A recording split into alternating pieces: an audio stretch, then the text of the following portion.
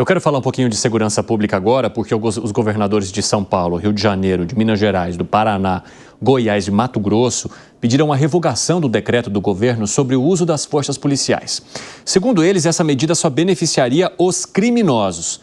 O que diz esse texto? Ele determina que o uso da força e de armas de fogo só aconteça em último recurso, no caso de risco pessoal.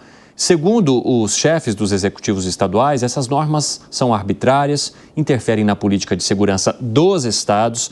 Já os governadores dos estados do Nordeste, que são, em sua maioria, aliados do governo, defenderam esse decreto sobre o uso das forças policiais em todo o país. Os órgãos também que hoje tratam do tema da segurança pública concordam com a maneira como o governo federal se posiciona diante das últimas situações e episódios em que acompanhamos as polícias, parte da polícia e de alguns episódios envolvendo... Quer me passar algum recado, Fer? Tem alguma coisa acontecendo aí? Ah, tá. Esqueci de falar a hora para chamar o break. 5h28, o pessoal da rádio vai para um rápido intervalo, daqui a pouco espero vocês. Não saiam daí, hein? Nas outras plataformas, seguimos, é aquele reloginho. Eles me falam, aí eu esqueço umas 17 vezes. Aí chega uma hora que a nossa querida editora-chefe está desesperada. Aí ela fala, a hora, por favor. E aí eu socorro todo mundo chamando então esse intervalo. Até já, pessoal. E aí eu quero falar o seguinte, esses episódios envolvendo aí momentos em que os policiais usaram da arma de fogo, talvez em situações que não fossem necessárias, trouxeram essa crítica sobre a atuação da Polícia Militar, aqui no estado de São Paulo, inclusive. Houve muitos questionamentos em torno do secretário de Segurança Pública, Guilherme Derrite. E aí vem o governo federal e nesse momento fala, olha, é preciso então ter um cuidado maior no uso das armas de fogo em operações e atuações da Polícia Militar. Os governadores falam, opa, pera lá, mas segurança pública é um assunto do Estado, o governo federal não tem que se intrometer. O que você acha desse debate, hein, Kriegner? É muito importante esse debate, Evandro. Olha, do ponto de vista de política pública, a coisa necessária para que a gente chegue a uma solução eficaz é o diagnóstico correto do problema. Então, quando a gente vê esses cenários e as cenas, né, a gente tem até aquela clássica cena que aconteceu recentemente do estudante de medicina, Sim. que foi morto pelo policial, estava reagindo a uma abordagem policial, bateu numa viatura, tinha uma denúncia de agressão já contra ele, mas, enfim, tudo aquilo aconteceu, mas ele estava desarmado e o policial estava armado, tirou a vida dele. Um cenário lamentável, um erro por parte do policial. Esse decreto do governo federal, ele não traz nada de novo, nada que já não conste nos materiais de treinamento da polícia, também nas normas que são assinadas pelos próprios governadores nos estados. O que eu venho falar do diagnóstico é que quando você olha para uma cena como essa, não dá para a gente pensar que aquele policial não sabia que ele não deveria atirar contra alguém desarmado. Ele sabia. O que houve ali foi uma falha na tomada de decisão ou uma série de outras questões que só podem ser combatidos num treinamento eficaz. Então, o que aquele policial precisa é maior treinamento, maior estrutura, maior acompanhamento, inclusive psicológico. Talvez em outros casos a gente vê que isso é um componente importante. Não é necessariamente mais uma portaria ou um decreto. E aí vem o maior problema, é o precedente que isso abre. Nós tivemos recentemente uma reunião, que até então era num tom bastante de conselho ou mesmo uma reunião informativa, em que governadores e secretários de segurança pública dos estados se reuniram ali com o ministro da Justiça e ali debateram a questão do uso de câmeras corporais, o que a ciência tem mostrado aí que são muito positivas na segurança pública.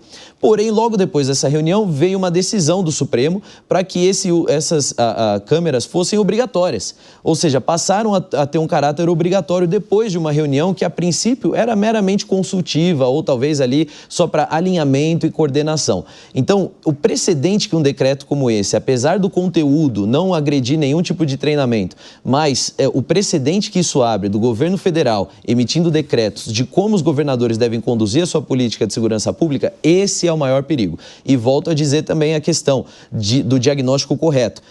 Os policiais não precisam de mais uma ordem dizendo a mesma coisa que eles já receberam antes. Precisam de treinamento para deixá-los mais aptos a cumprirem com as ordens que eles já receberam. Piperno, você acha que há um perigo nessa tentativa de interferência que é mencionada pelo Kriegner, que seria uma atuação ou a maneira como o governo federal está atuando nesse momento? Eu acho que há procedimentos que eles têm que ser padronizados em todo o país e me parece que há excessos, sim, não só aqui em São Paulo. É evidente que os de São Paulo são muito mais visíveis, porque a gente trata em relação a isso todo dia, mas é claro que em outros estados também se verifica esse tipo de, enfim, abordagem, muitas vezes abusiva, para não dizer criminosa, como o caso aqui mencionado do estudante, enfim, do estudante de medicina.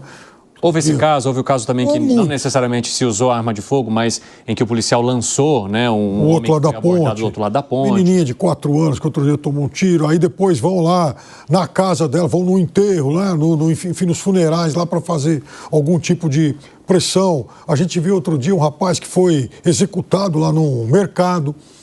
Então, veja, essas coisas não são banais. Agora a Polícia Rodoviária Federal lá no Rio de Janeiro.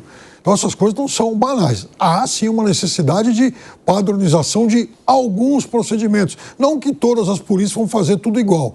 Porque a única coisa que se faz igual aqui no Brasil é um fracasso na questão da segurança pública. Não existe êxito em segurança pública no Brasil. A gente tem que partir desse pressuposto. A segurança pública no Brasil, ela é um fiasco, ela é um fracasso desde lá de cima, e aí não é o caso de eximir ninguém. Os governos federais sempre lidaram mal com essa questão, os estaduais também, e por aí é por conta disso que a gente vê um país cada vez mais violento e com o crime organizado cada vez mais equipado. Segredo, eu vou passar a palavra para você, mas Kriegner, o Piperno fala em necessidade de padronização, ou seja, não seria uma interferência. Há essa necessidade para você? Aquilo que deve ser padronizado já está previsto na Constituição, já está previsto no Código Penal, já está previsto em uma série de outras coisas, inclusive nos manuais de operação policial, que são replicados, compartilhados por muitos estados. São algumas peculiaridades ali que alteram, inclusive na questão de instrumentos, equipamentos que devem ser utilizados.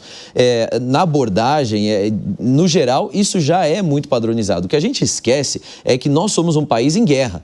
A gente trata os policiais como se a gente estivesse falando da guarda da Suíça, ou a mesma do Vaticano ali, que não tem que combater ninguém. Nós somos um país que está em guerra e o nosso exército de defesa são os policiais e especialmente a polícia militar. Então, esses policiais requerem investimento, treinamento, infraestrutura, acompanhamento psicológico. Por que a gente não vê ninguém levantando a tese de que esses excessos policiais está também atrelado ao fato de serem pessoas que estão vivendo risco durante todo o seu período de trabalho, sem nenhum tipo de acompanhamento psicológico, sem nenhum tipo de amparo, e isso os leva a cometer talvez um estresse. Isso pode ser uma possibilidade. Aqui não é passar pano para nenhum policial ou bandido de farda, vamos chamar assim. Não estou passando pano para nenhum que cometa o crime usando da confiança que a sociedade trouxe. Todos têm que ser punidos. Mas nós temos que lembrar, nós vivemos em guerra. Então, quando o governo vem até questionar o uso de armas nas abordagens, esquece disso, de que nós estamos, as polícias militares no Brasil, em todos os estados, alguns mais do que os outros, estão combatendo o crime organizado, que no crime organizado ou mata ou morre. Ou seja, a abordagem pacífica demais ou sem o devido treinamento, ela pode ser, na verdade, prejudicial, mas não para o governo, prejudicial para a vida do policial, que já ganha pouco, que já não tem a estrutura necessária. É muito sério o que nós estamos vivendo aqui e o governo federal poderia ter outras preocupações em termos de fornecer a estrutura. Aí sim, poderia ser padronizado. Fala, Segredo. Os 46 mil homicídios por ano. Estamos como se fosse uma guerra civil. Os números mostram isso.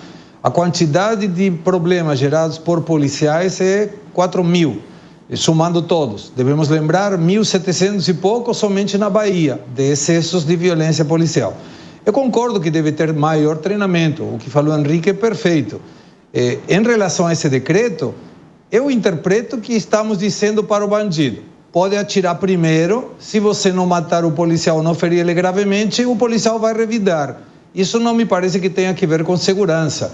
E vou tomar um exemplo. No dia de ontem, hoje, um policial, a paisana, na Argentina, matou um assaltante que estava assaltando a um delivery. Os ministros de segurança da cidade de Buenos Aires elogiou o policial e o presidente Milei elogiou o policial. Isso mostra de que lado o governo está. Se está elogiando o policial e, de novo, pode ser tudo investigado, não vamos permitir de jeito nenhum passar pano para ninguém que esteja utilizando, como muito bem falou Henrique, a farda para cometer bandidagem ou excessos, inclusive na pressão, porque devemos lembrar também que o policial deve resolver o que fazer em segundos. E ele está na linha de tiro, a gente não. Mas me parece que não é uma vida prudente. Eu estou no Rio de Janeiro e quando vou sair do hotel me fala: não leve celular, não leve correntinha, não leve anel. Que vida é essa? A gente tem que sentir seguro. E não é através de um decreto que permite que o bandido esteja mais confortável. Vou dar um último exemplo. 4 narcotraficantes vão num carro entupido de armas e de drogas. Mas eles não pararam numa blitz por óbvios motivos, por óbvias razões. O que acontece? Nada. O policial não pode fazer absolutamente nada. Pode seguir e perguntar: o senhor não quer parar? Não. Ah, tá bom, então continue. Isso não é segurança nacional de jeito nenhum. Que foi, Piperno? Não, veja, ninguém está dizendo aqui que o policial, por exemplo, em uma situação de confronto com o Comando Vermelho, com o PCC, ou sei lá, contra que grupo, traficante, etc., ele vai falar: puxa vida, seu traficante, olha, eu gostaria que o senhor baixasse suas armas. Não se trata disso. É óbvio que ele tem que ir preparado para o confronto e muito bem armado. E eu sempre falo que o policial é um profissional que sai de casa de manhã para trabalhar sem a certeza se vai realmente voltar vivo, até para nos oferecer segurança. Então a gente tem que ter respeito por ele. Agora, uma coisa é ter respeito por ele, mas em compensação estar vigilante em relação aos excessos também, eu diria para você, sabe, uma situação como se ele tivesse ido para uma guerra no momento, por exemplo, de conter uma briga de vizinho. Você não vai... Veja, uma coisa é ir numa situação contra bandidos muito bem armados. Outra coisa é ser ir armado para separar uma briga de vizinho. Pessoal, rapidamente, a gente vai agora com o ministro da Fazenda, Fernando Haddad, para acompanhar a fala dele sobre o decreto do salário mínimo. Vamos lá. Explicações que a MGI já deu, corrigindo a informação que o próprio jornal acatou já. Isso acaba afetando o setor público, a dívida do setor público, as contas do setor público? Não necessariamente. Não necessariamente. Isso sobre a LDO, vai ter algum veto? Porque a sessão vai sair amanhã, né? Eu não... Que tem a partir da Fazenda, eu creio que não. Tá bem? Mas os outros ministérios são ouvidos também. Sobretudo o planejamento, né? Quem cuida mais da LDO, né? Quem formula a peça, tanto a peça orçamentária quanto a lei de diretrizes orçamentárias. Tá bom? Obrigada. Bom ano para vocês, boa passagem. Tchau, tchau. Bom, a gente acabou pegando o trecho final aí, né, dessa fala, dessa conversa com os jornalistas do ministro Fernando Haddad. Daqui a pouco a gente vai posicionar as nossas equipes, então, para acompanhar todas as falas completas do ministro, o que ele anunciou e também sobre a reunião que ele teve com o presidente Lula em relação à indicação de Galípolo e à posse de Galípolo para o Banco Central. Mas retomando aqui a conversa que a gente estava tendo sobre a questão da segurança pública e sobre esse decreto do governo federal que tentaria alinhar ou padronizar a maneira como a polícia vai atuar nos estados, o que gerou a reclamação de vários governadores sobre a possibilidade do governo federal intrometer-se na maneira como os governos levam em frente a sua política de segurança pública. O Fábio Piperno, um dos argumentos é de que o governo federal, ao se preocupar com essa situação, tiraria também os olhos de algo que realmente ele deveria trazer para si, que é a maneira como ele vai lidar com o tráfico de drogas e com o crime organizado nas fronteiras do país, que são muitas. Você entende que o governo precisaria talvez focar mais nisso e deixar que os governos estaduais cuidem, então, da segurança que tem a ver com as polícias militares? Veja, o projeto anterior, né, o que a gente, enfim, discutiu há alguns meses, ele também ele prevê modificações em relação às atribuições das polícias, especialmente a Polícia Rodoviária Federal, né? Então, eu acho que isso não aponta para um descuido, para um relaxamento nessa questão de guarda de fronteiras e também do combate ao crime organizado. Agora, eu acho sim que o combate ao crime organizado tem que ser a prioridade de todas as forças de segurança e, inclusive, de alguma forma, ocupar as Forças Armadas com isso. O que você acha, Kriegner? Olha, eu não acho que enfraquece a questão das fronteiras, até porque a política de combate ao crime nas fronteiras é quase que inexistente. Vamos falar bem a verdade. Existe no papel, mas na hora de ser enfatizada ali, de ser praticada, ela é bastante fraca, né? Bastante fraca diante do potencial que a gente poderia ter de combate e impedir mesmo que essas drogas chegassem ao Brasil e também que esses cartéis tivessem acesso realmente ao Brasil. Isso aqui é muito sério. Mas mostra que existe existe uma ênfase num lugar errado. Se o decreto ele não vem trazer nada de novo, se o decreto ele não vem acrescentar estrutura para as forças policiais que são geridas pelos governos estaduais funcionarem, por que esse decreto deveria existir? Por que ele está sendo discutido? Por que o Ministério da Justiça está dedicando esforço para isso e a Presidência da República também? Por que o foco está aí e não está nas outras questões? Aí que eu acho que realmente existe uma divergência. Agora, se o decreto enfraquecer, não. O decreto na verdade, é o retrato de que a ênfase e o foco não está no lugar onde deveria estar. Segre, você quer acrescentar algo? Quero, concordo com o Henrique, e na Constituição é muito clara, artigo 144, a segurança depende e tem a gestão e a responsabilidade de cada um dos governadores. Até não mudar isso, qualquer decreto está demais. E não menciona nada sobre a obrigatoriedade e uso de câmeras também não. Me parece que essa obrigatoriedade deveria passar por uma PEC antes que por uma resolução do STF.